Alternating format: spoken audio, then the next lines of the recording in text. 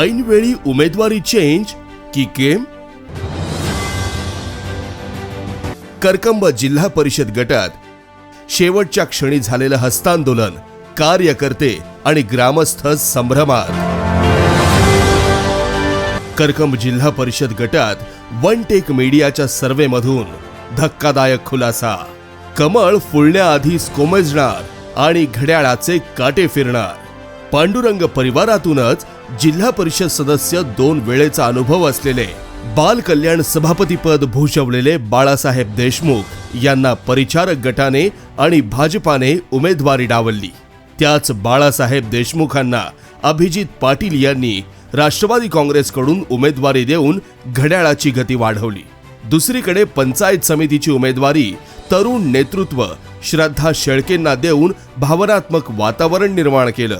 मतदारसंघातील जाणकारांच्या म्हणण्यानुसार लोकसभा विधानसभा पाहता भाजपला या मतदारसंघांमध्ये फारसा असा प्रतिसाद मिळाला नाही.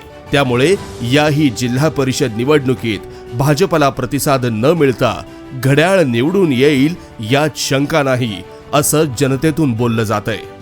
हो, पण वाढती महागाई ही खरी समस्या आहे. स्थानिक मुद्दे जास्त महत्वाचे आहेत, नाही का?